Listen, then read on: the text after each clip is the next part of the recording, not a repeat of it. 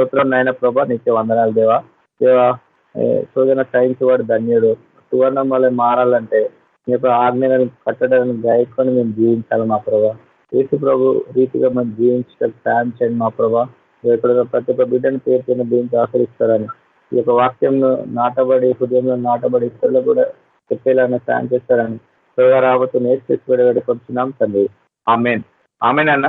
సాయమంతయు నాకు తెలిసిన నేను ఫిలిస్తీన్ల సర్దార్లు రూపాయలను చేత పట్టుకొని ఆమె యుద్ధకు రాగా ఆమె తన తొడ మీద అతన్ని నిద్రబుచ్చి ఒక మనిషిని పిలిపించి వాని చేత అతని తల మీద 7 జడలను క్షౌరం చేయించి. ఇక్కడ చూస్తే మనం ఏంటంటే 16వ అధ్యాయము 19వ వచనం చూడండి సిస్టర్స్ బ్రదర్. 16వ అధ్యాయం న్యాయాధిపతులు 16-19వ వచనం. క్షౌరం చేయించి అతన్ని బాధించుటకు మొదలు పెట్టాను. అప్పుడు అతనిలో నుండి బలము తొలగిపోయాను. ఆమె సంసోను ఫిలిస్తీన్ల నీ మీద పడుచున్నారని అతని నిద్ర మేలుకొని ఎప్పటినట్లుగా నేను బయలుదేరి విరజిమ్ము పొందిననుకోనేను. అయితే యెహోవా తనను ఎడబార్చడని అతనికి తెలియలేదు. క్షౌరం చేయించిండు, 7 జడల క్షౌరం చేయించినందుకు అక్కడ ఏంటంటే ఇక్కడ ఫిలిస్తీన్లు మీ మీకు వస్తురని చెప్పినప్పుడు అక్కడ ఆ యొక్క విరజిమ్ము పొందుతారని అంటే ఇట్లా లేచినందుకు అప్పుడు బయటికి బయలుదేరి విరజిమ్ము పొందాను. అయితే యెహోవా తనను ఎడబాయనని అతనికి తెలియలేదు. అప్పుడు ఫిలిస్తీన్లు అతను పట్టుకొని అతని కన్నులను ఊడదీసి గాజుకు అతను తీసుకొని వచ్చి ఇత్తడి సంఖ్యల చేత అతన్ని బంధించి అతడు బందీ గృహంలో తిరగలి విస్తరుడు ఆయను. అయితే అతడు క్షౌరం చేయబడి తర్వాత అతని తల వెంట్రుకలు తిరిగి మొలుచుటకు మొదలు పెట్టాను. క్షౌరం చేసిరు, ఆయన బందీగా తీసుకుని ఆయన కళ్ళు కూడా ఊడదీసిరు. గాజుకు అతను తీసుకొని వచ్చి ఇత్తడి సంఖ్యలు వేసిరు. తండ్రి బందీ గృహంలో తిరగలి వారు ఆయన తిరగలి లెక్క తిరుగుతున్నారు అనమాట.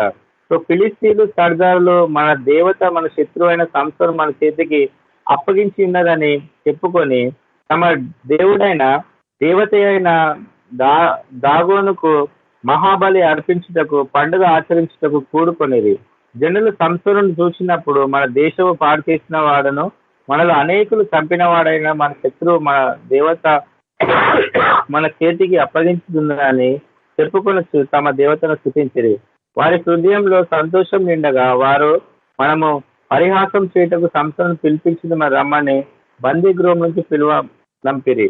వారు అతన్ని చూచి గుడి స్తంభంల మధ్యను అతన్ని నిలువబెట్టి పరిహాసం చేయగా సంస్థను తన చేతికి పట్టుకొని బంటుతో ఇతనను, ఈ గుడికి ఆధారంగా ఉన్న స్తంభంలో నన్ను కడవనిచ్చి విడుపుము, నేను వాటి మీద ఆనుకొందును. ఆ గుడి స్త్రీ పురుషులలో నిండి ఉండెను. ఫిలిస్తీన్లు సర్దారులు అందరూ అక్కడ నుండిరి. వారు సంస్థను ఎగతాళి చేయగా గుడి కప్పు మీద స్త్రీ పురుషులు రమారమి 3000 మంది చూస్తుండరి. అప్పుడు సంసోను, యెహోవా ప్రభువా, దయచేసి నన్ను జ్ఞాపకం చేసుకొనుము. దేవా, దయచేసి ఈసారి మాత్రమే బలపరచుము. నా 2 కళ్ళ నిమిత్తం ఫిలిస్తీన్లు ఒక్కమారే దండించి పగ తీర్చుకోమని యెహోవాకు మొరపెట్టిండు. ఇక్కడ మొరపెట్టినప్పుడు ఆ గుడికి ఆధారంగా ఉన్న 2 మధ్యల స్తంభంలో ఒకదాని కుడి చేతిని ఒకదాని ఎడమ చేతి పట్టుకోగా నేను ఫిలిస్తీన్లు చనిపోదును గాక అని చెప్పి బలంతో వంగినప్పుడు గుడి సర్దార్ల మీద దానిలో ఉన్న జనులందరి మీద పడెను. మరణకాలం అతడు చంపిన వారి శవం లెక్క, జీవితకాలం అంతా అతడు చంపిన వారి లెక్క కంటే ఎక్కువ ఆయన.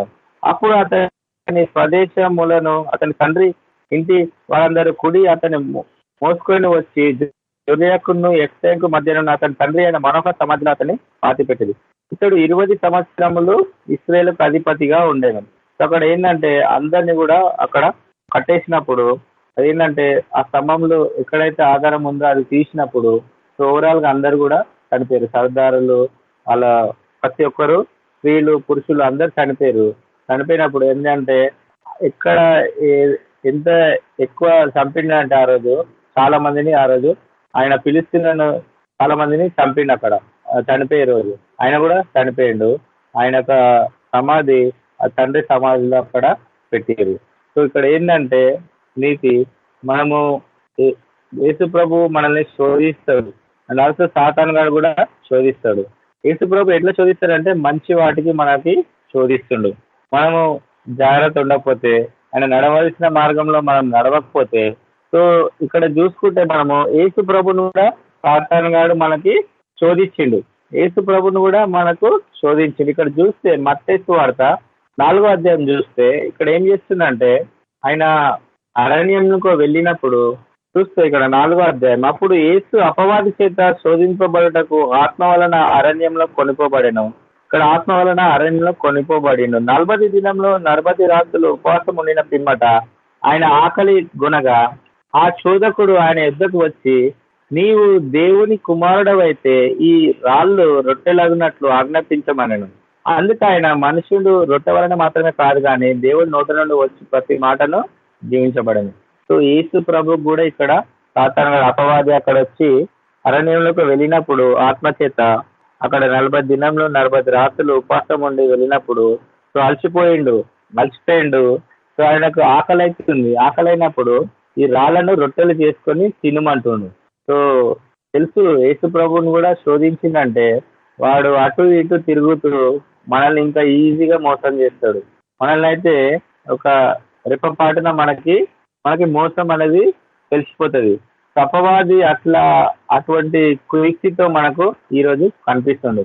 అటువంటి కుయుక్తి కనిపించినప్పుడు మనము ఏ విధంగా మనము ప్రొటెక్ట్ చేసుకోవాలి, ఆయన యందు ఆయన ఆజ్ఞలను ఆయన కట్టడలను గైకొని జీవించినప్పుడు అపవాది అనేది మనల్ని శోధించదు. అటు ఇటు తొలగక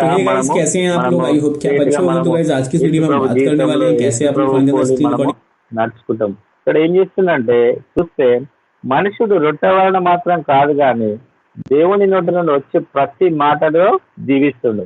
చూసినావా, దేవుడి నుంచి వచ్చే ప్రతి మాట వలన జీవిస్తుండు.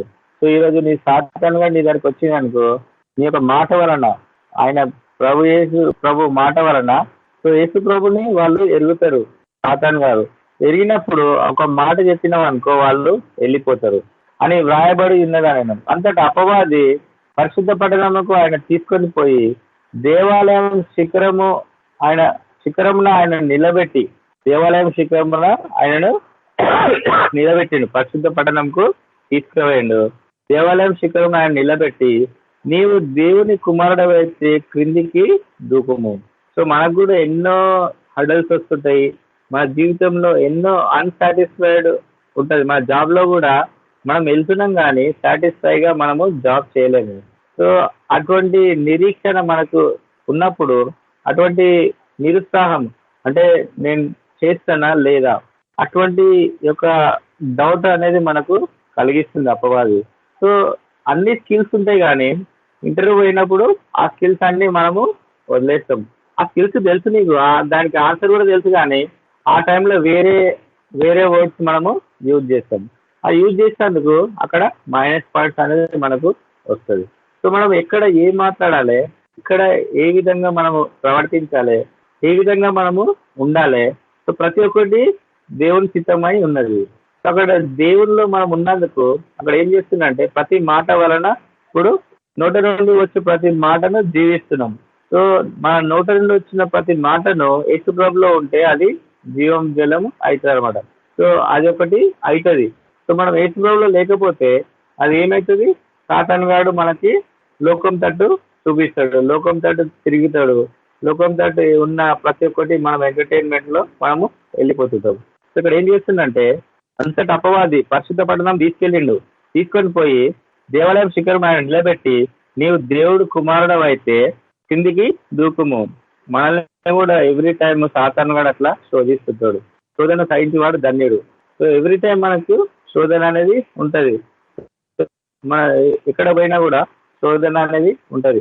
దేవుళ్ళో ఇంకా ఎక్కువ ఉన్నామనుకో every time every moment to moment వాడు అటాక్ చేయడానికి చూస్తాడు, ఏ మూమెంట్ లో పడిపోతున్నాం అని.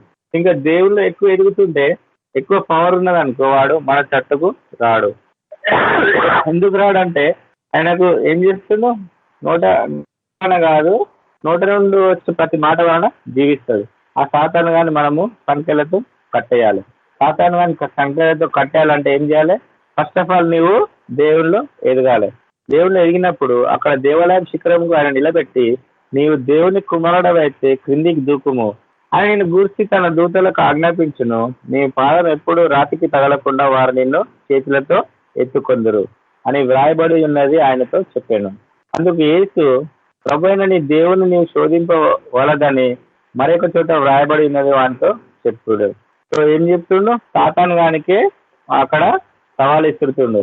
నీ దేవుడైన ప్రభు అయిన నీ దేవుణ్ణి నీవు శోధింపవలదని మరొక చోట వ్రాయబడి ఉన్నదని వారితో చెప్పాను. ప్రభు అయిన నీ దేవుణ్ణి అయితే సాతాను కూడా యేసు ప్రభు దేవుడు.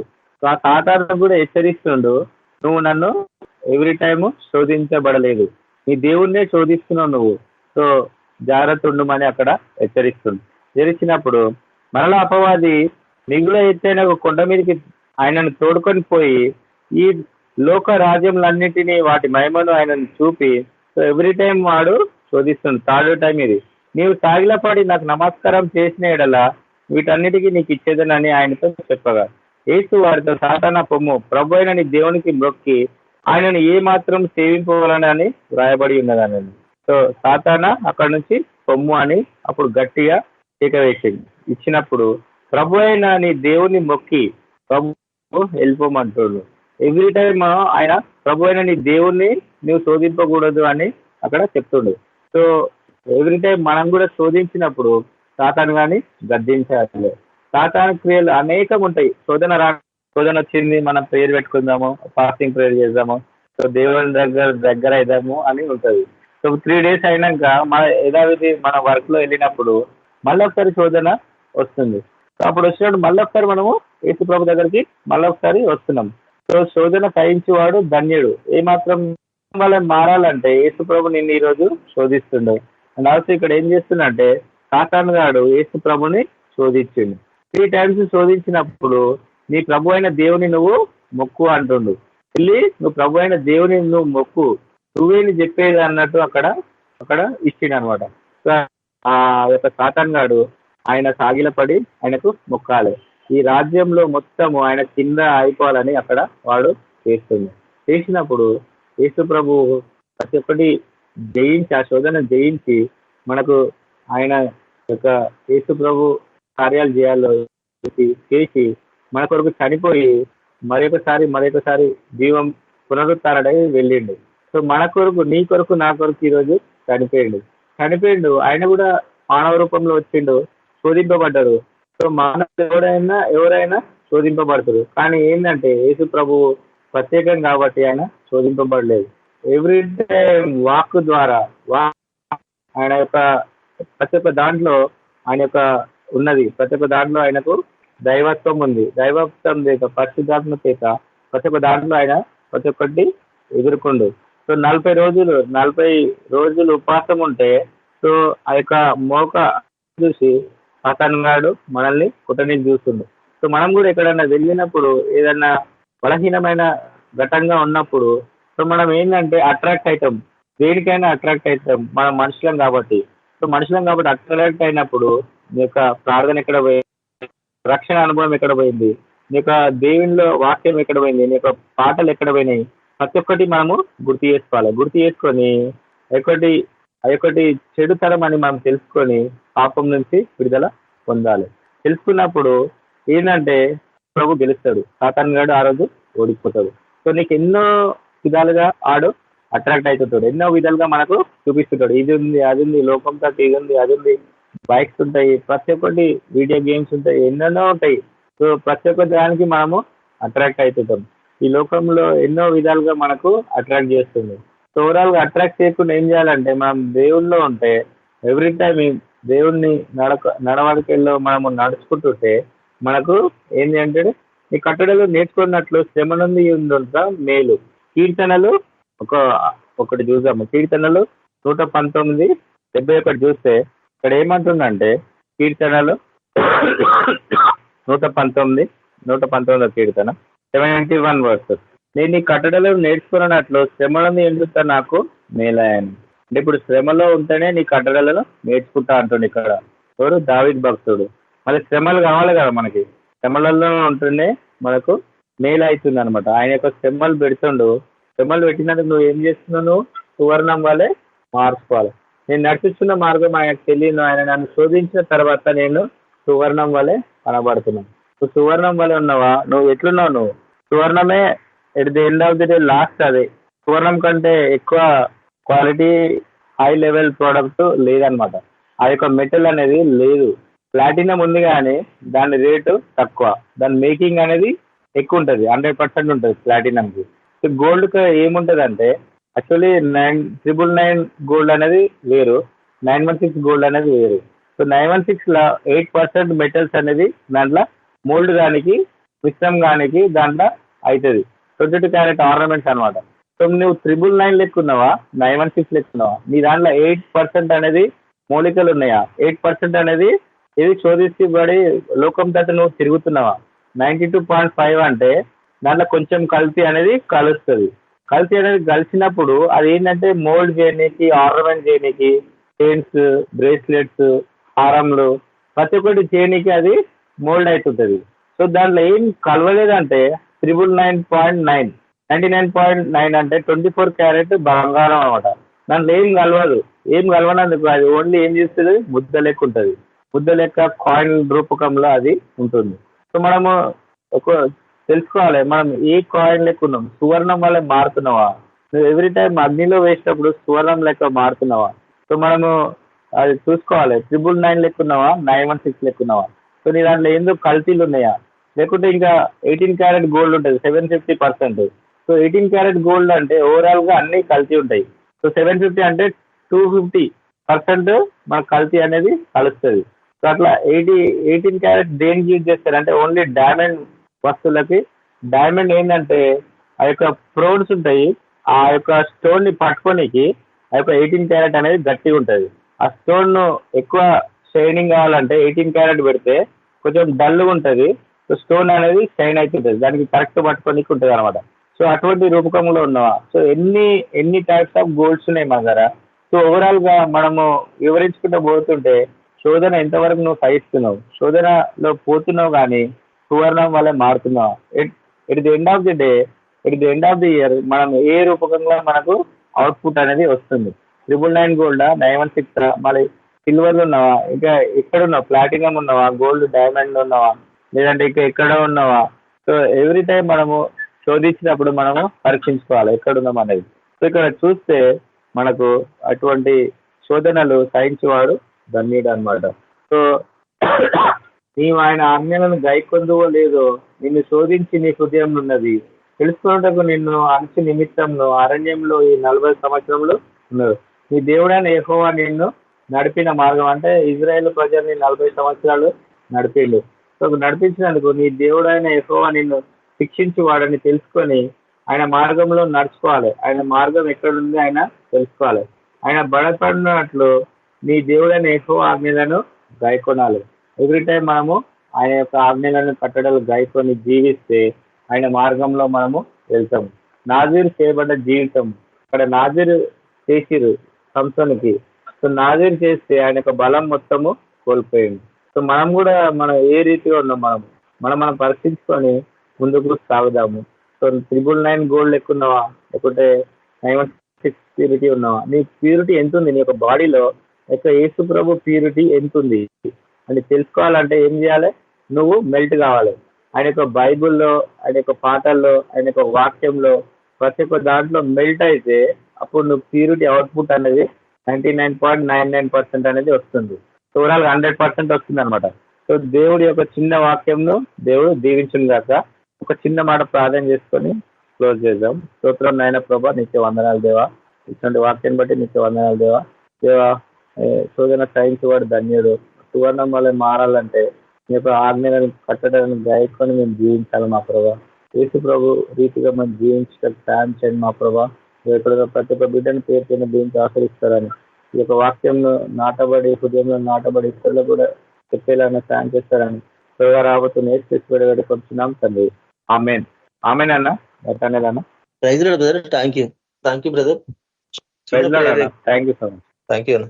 సుందర్రావు బ్రదర్ ప్రార్థించండి. సుందర్రావు బ్రదర్ మంచి ఆరోగ్యం ఉండాలా, దేవుడు ముట్టి తాకి స్వస్థపరచాలా, ఆయన కాపుదలలోకి ఆయన రావాలి, మరి వాళ్ళ కుటుంబానికి శోధన కొట్టివేయాల, ఆయనను ముట్టి దేవుడు స్వస్థపరచాలని మరి ప్రార్థించండి. Deepa sister, praise lord sister. Deepa sister Sundarrao brother గురించి ప్రార్థించండి. ఆయనను దేవుడు ముట్టి తాకి స్వస్థపరచాలి, మంచి ఆరోగ్యం ఇవ్వాలి. సరే అన్నా, చేస్తా. పరిశుద్ర ప్రేమల దేవ, కృపణ తండ్రి, దేవ యేసు ప్రభా, నీకే లెక్కలేని వందనాలు. కృతజ్ఞతాస్తుతులు స్తోత్ర హల్లెలూయా రాజా పరిశుద్ధ వగు సర్వశక్తి మంత్ర సర్వాధికారు నీకు వందనాలు తండ్రి. దేవాయసు ప్రభా మన యొక్క సమయంలో ప్రభా మళ్ళా పిటిషన్స్ ప్రభా నీ సన్నిధికి తీసుకొస్తున్న తండ్రి మీరే ఆత్మకార్యం జరిగించండి ప్రభా. దేవాయేసు ప్రభా మరి సుందరరావు బ్రదర్ విషయంలో ప్రార్థిస్తాం తండ్రి. దేవాయేసు ప్రభా ఆ బ్రదర్ ని మీరు తాకండి, ముట్టండి, స్వస్థపరచండి ప్రభా. దేవాయేసు ప్రభా తనకి సంపూర్ణమైన స్వస్థత ఆరోగ్యాన్ని దయచండి తండ్రి.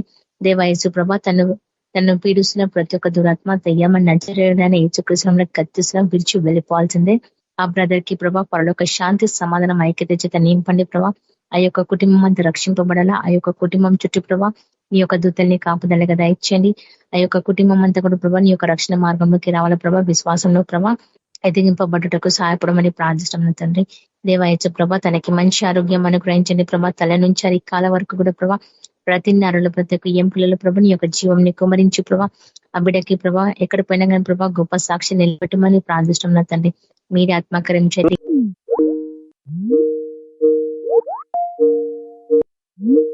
బ్రదర్ ఆమె చెప్పిన ఇది కట్ అయిపోయిందా సిస్టర్? మళ్ళా స్టార్ట్ అయింది. టైమింగ్ ఉంది దానికి.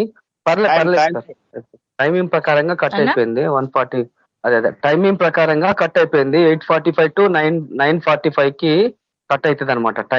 టైం లైన్ పెట్టిండే. No problem. ఆమెన్ అయితే చెప్పేసిన ఆమెన్ చెప్పగానే కట్ అయిపోయింది. పర్లేదు సార్, పర్లేదు. రవి బ్రదర్ మీరు ఆశీర్వాదం ఇవ్వండి. సరే బ్రదర్. మన ప్రభు అయిన యేసుక్రీస్తు కృప సమాధానం నడిపింపు మనకందరికీ కేబీపీఎం గ్రూప్ ఉన్న బ్రదర్ సిస్టర్ కుటుంబీకులందరికీ, నిత్యం విజ్ఞాపన ప్రార్థించిన కుటుంబీకులందరికీ, సుందరరావు గారి కుటుంబీకుని అందరికీ సదాకాలం తోడైండును గాక. ఆమేన్. ప్రైజ్ లార్డ్ బ్రదర్ సిస్టర్స్, అందరికి ప్రైజ్ లార్డ్. అందరికి వందనాలు.